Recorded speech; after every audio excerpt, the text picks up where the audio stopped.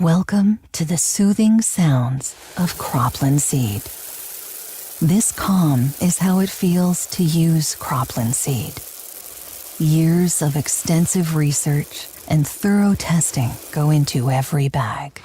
Every new product must graduate our breeding pipeline, succeed in our answer plot system, and then make it through on-farm insight trials. During testing, all kinds of data is collected that our local retail seed experts use to develop tailored recommendations for you and your fields. The more insights we have, the more confidence you have in the things that matter, like performance and ROI. Take some stress out of your season. Talk to your local retail seed expert about cropland seed today. News time, 8 minutes after 8 o'clock here on this Wednesday.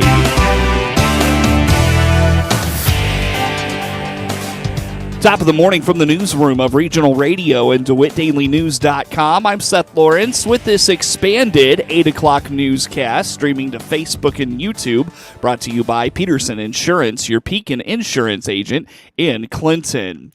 Water in Clinton could see an increase in iron this week. At the Tuesday night Clinton City Council meeting, Commissioner John Weiss indicated the city is watching its chemical levels as new equipment goes online, and a CO2 deficiency could lead to a spike in iron levels. We are just I want to turn over a little bit to Kyle. Kyle's been down. We've been working on the CO2. We're going to be working on the lime silo. I want him to give you a little update. He gave me a quick one. The CO2 is down for the last couple of days, so if you notice a little more iron in your water, that's basically the reason. You can't get everything going and they have to let it shut down to be able to work on this stuff. And then the lime is getting ready. And they're saying 3 to 4 weeks, like everything will be here, and when that does come, it's going to be down for about 2 weeks, so water's going to get pretty bad. I want to make sure everybody knows that it's going to be down and we can still produce all the water that we need, but it's just going to be back to the iron levels are going to go up. I might want to be careful with laundry. We know what it was like in years past, so we just want everyone to know, and before they start yelling and letting the people up here at City Hall getting an earful, try to let people know ahead of time and let them know that this is going to happen. That way there's no surprises, but when it's back, all that's going to be brand new equipment. Everything's going to be working a lot smoother. Hopefully it's going to take and really do what it was doing to start with, and we just keep adding and bringing this stuff on. According to Weiss, there is also a bid for equipment to repair a well behind the YMCA in Clinton. When we get down to new business, you already see that the well 11 behind the YMCA, we worked on a motor. The motor wasn't as bad as it was first expected, but we're going to get it rebuilt. But the actual well itself, the couplings, the casing, all that, it's over 20 years old, same as the water department. So that has to be replaced. So you'll see you've got a copy of Wayne Western's estimate to replace everything. We're going to replace everything from top to bottom, and then that way we'll have a motor on hand. We'll have a brand new motor on that one, but we'll have a motor that's all been rebuilt. We have a rebuilt motor that's on one of the wells right now that was done in that manner, but that gives us a spare in case something happens. We're not going to be down. We have one to put right back on. That one's going to be taken care of this evening. Additionally, there is a boiler system for the water facility, and Weiss says it needs to be replaced as it's very old, noting they got their money's worth out of it. And then you'll see where the heating system, we've got an old boiler system that has been in, good Lord, I have no idea how old that thing is. I've been gone a long time, and that thing has been nickel-dimed and just kept going. It's done. So it's going to be a forced air heat with air conditioning in both of the sides of the building, and all going to be replaced, and that's going to be on there for unfinished business to do this evening. So last time that was replaced with Del White. Oh, that was a long time ago. That was ages. So that thing, we got our money's worth out of it, but it's time that everything gets revamped. When we're done it should be in really good shape, and hopefully Kyle and the guys will be able to work like they're supposed to without having to go in there and just keep nickel diamond and having to be there overtime and all that. So we will get there. The council approved both measures for the upgrades on the water department equipment Tuesday night. 4-H kids put in a lot of work during the year, and now it's time to recognize their success. Kendra Wallace is the 4-H coordinator for the University of Illinois Extension in DeWitt, Macon, and Piatt counties, and explains they're hosting their achievement night to honor students this weekend. We are just wrapping up our awards and records. Those were all submitted in September, and the judging is finally over with, and now we are gearing up for our achievement night. That will be this upcoming Saturday, November the 9th, and that will be hosted out at Allerton's 4-H Memorial Camp. It is it's kind of like what we do at awards at the 4-H show, but on a little bit larger scale. So this is a reflection of the kids' entire year and their accomplishments throughout the year. It's all of your other participations, so not just showing projects at the fair, but the club meetings that you attended, if you went to any of the state or national level activities that are around. And there's other awards such as like our Friend of 4-H Award, Family Spirit Award, our Alumni Awards. Those are all tied in, Leader of the Year, and it gives us a chance to recognize everyone who makes this program possible. The event highlights 4-Hers from all three counties, and it's Saturday at 4 at the Allerton 4-H Memorial Camp. All three counties. It's going to highlight DeWitt, Macon, and Piatt County. And we'll have a dinner, we'll have games and activities, and then it also gives everyone a chance to kind of see 4-H camp if they've not had an opportunity to see that before, kind of as an enticement for the kids to check it out. Yeah. That will be coming open here very soon. January generally kicks that off, so it's a nice little preview. That is Saturday, November the 9th. It starts, I believe, at 4 o'clock out at Allerton's 4-H Memorial Camp. Get more on all things U of I Extension for DeWitt, Macon, and Piatt counties at go.illinois.edu/DMP. Also find 4-H on Facebook. School report card data is out now, and local school leaders are taking a deep dive into how their districts are shaping up. Dr. Hillary Stanifer is the superintendent of Blue Ridge Schools and indicates the data for her district was released last week. She reminds the school report card is an all-encompassing evaluation of a school district. The time where it's embargoed, I want to make sure that I say there could be some corrections, and some districts have lived through that where they got a designation and something changed during the month of October. So nothing is set in stone for sure. That's why we can't speak in specifics yet. But oh my goodness, I am so thrilled with what we're seeing. You know, each building is measured on their proficiency in math and reading, but they're also measured in their growth. So let's say that your proficiency has been low and you have a way to go. You can at least get credit for moving along that line in the right direction with your growth score. So a lot of good things are noted. And I will just say that our middle level building recently, maybe not last report card, but the report card before, had a targeted designation, which means you need to do some work in a certain area.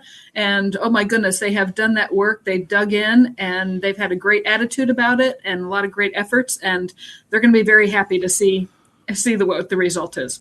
Truancy is an issue that many districts are struggling with, and Dr. Stanifer says while COVID is past, the impacts of the policies of those days linger, especially on this issue. So we're gonna get a measure on chronic truancy, and I'll tell you that it wasn't that long ago that we weren't allowed to really talk about kids being absent because we had to encourage them to stay home when they were sick or when they had a diagnosis. Right? Won't even say the reason, but we all know why. So we were always encouraged during that period of a couple of years not to make a big deal out of attendance, not to give perfect attendance awards and that kind of thing, because then you could be spreading illness by causing kids to come. So anyway, that we're kind of past that now, and we're going back and really trying to focus on that attendance, because a lot of families, I'm afraid, got into the habit of, oh, you don't feel quite so well? Yeah, why don't you just go ahead and stay home? We can make it up later. And that has kind of unfortunately become the norm. And so we're really trying to fight against that. So chronic absenteeism, that's definitely in there. Like we said, proficiency. In other words, what have you mastered in both math and reading? And then also that growth. So if your proficiency scores aren't good, you should be able to make quite a bit of movement in the area of growth because you're moving on that marker. So that's in there as well. Some grade levels have science assessments that are in there. The high school has a graduation rate. So all of those things come together, and the state board has a very intricate formula that they put out all these numbers through, and then they give you a nice diagram that we call the house. It's actually looking like a house, and they tell you what your scores are in each area. Yeah. According to Dr. Stanifer, the truancy piece of the school report card is heavily weighted by the State Board of Education because missed class time results in a lot of learning loss for students, even if it's only small amounts at a time. And it can cause you a designation at times. So right. That's one thing that we're working on the inside. But really what our goal is we have to make sure that we explain enough to parents so they understand what the impact, like if you have a dentist appointment or an orthodontic appointment, which let's face it, a lot of our early adolescents have those appointments, and you can't all go on Saturday and you can't all go after school. But we're trying to tell parents, if you have that appointment at 11 o'clock, could you please bring them back when you're done? You know, it doesn't mean that you get a free lunch and let's go to the park for the afternoon. Let's get them back in the classroom, get them in front of the teacher, because we all know that our kids are doing better when they have that direct instruction with the teacher. Right. It's not over a computer, it's in person. Then you come back in, you've missed a critical concept, and 3 of your peers weren't there as well. And then the teacher's trying to figure out, do I just keep going on and let them figure it out on their own? Right. Or do we have to sit up and do that? And, I think long gone are the days where it's the norm to have everybody in every class. Dr. Stanifer credits her administration for its growing understanding of the report card and for working to make sure they're meeting the standards set by the state of Illinois. Data for the Blue Ridge Schools report card is available at blueridge18.org. As the winter months approach, so too does the cold and flu season. Amber Oberheim with OSF Healthcare in Monticello explains prevention during cold and flu season is as simple as washing your hands often and getting those vaccinations. Yes, cold and flu season is upon us. I actually just got my flu shot yesterday. And flu shots are one of those things. So many times I hear patients say, every time I get my flu shot, it gives me the flu. Well, that really isn't accurate. So you may have some side effects from the flu shot, as do I this morning. I'm a little achy, but you will not get the flu from the flu shot. With the whole COVID epidemic that we are hopefully on the tail end of, knowing when to go in and when not to go in and when to go to work or school and when not to has become a little bit more complicated, right? I think the biggest thing in terms of prevention for adults and children alike is hand washing.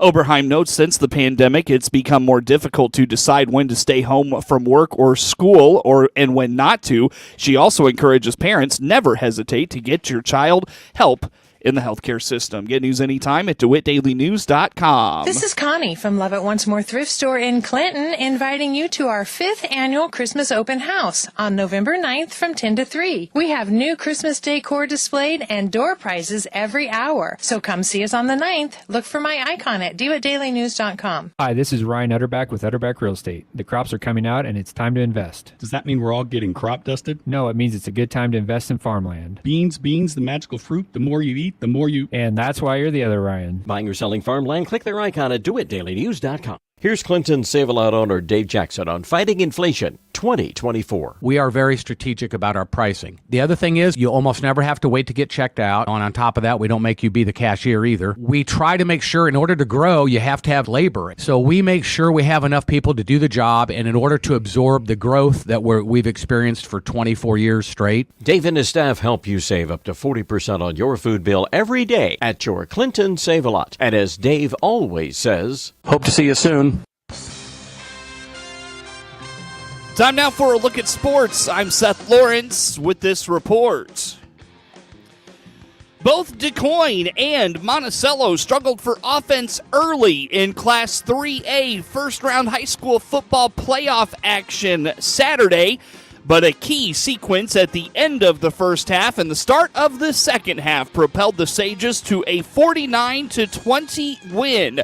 Monticello scored on the opening play from scrimmage when Sages senior quarterback Ike Young ran 66 yards for a touchdown.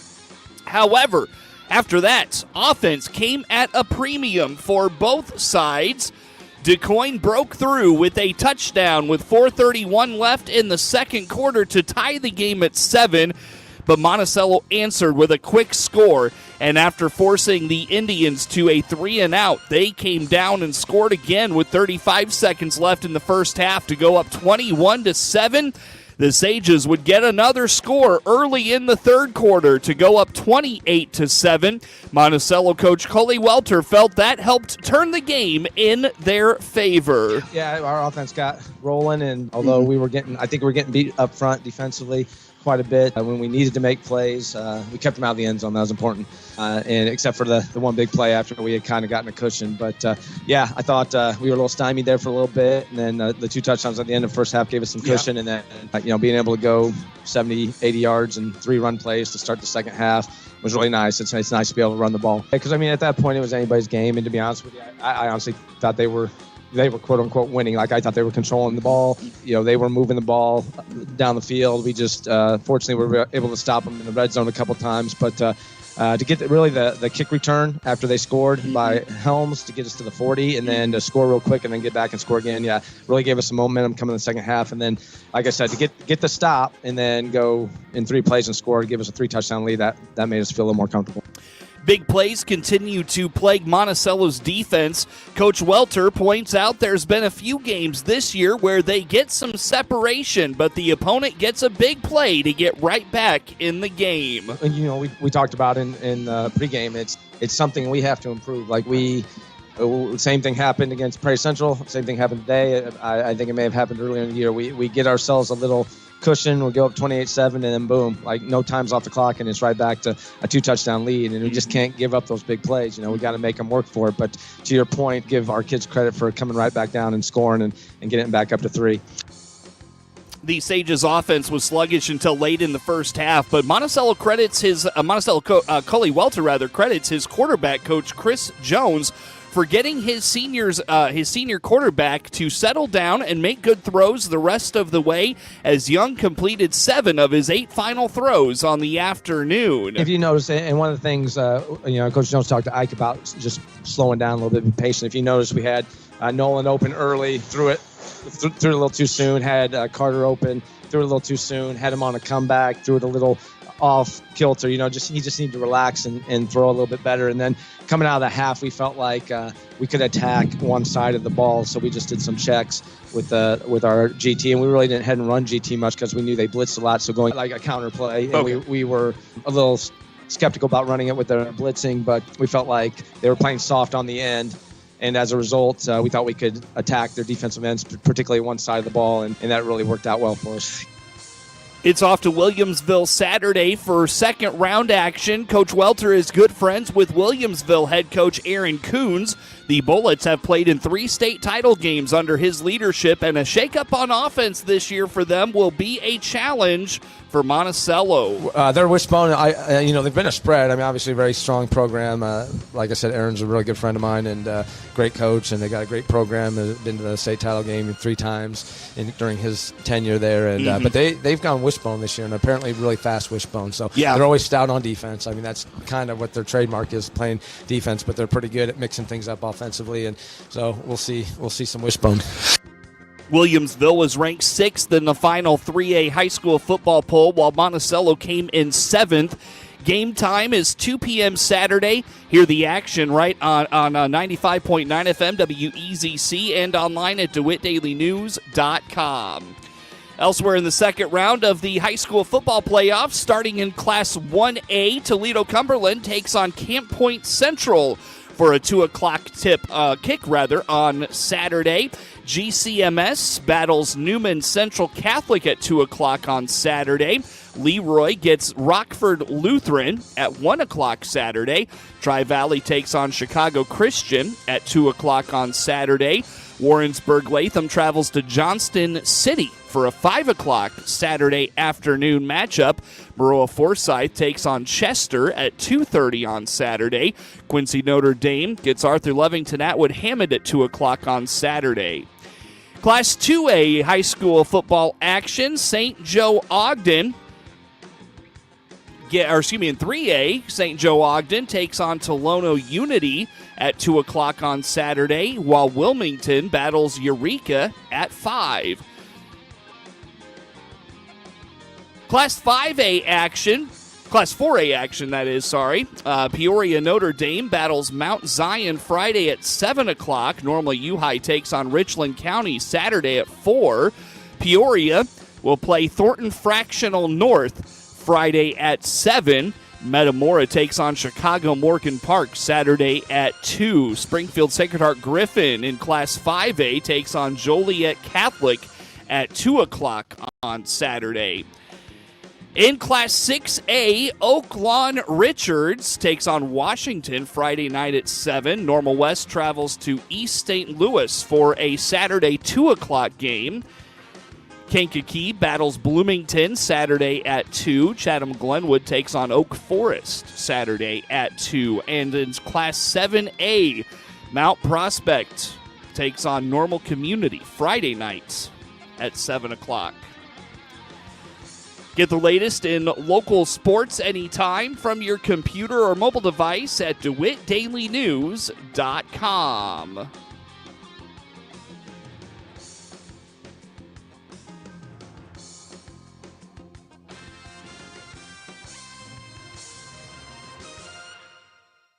MR Systems Wireless is your local internet provider for Clinton and surrounding area. They have the products you want and the local service you deserve. MR Systems Wireless Internet service for home or business includes unlimited data, unlimited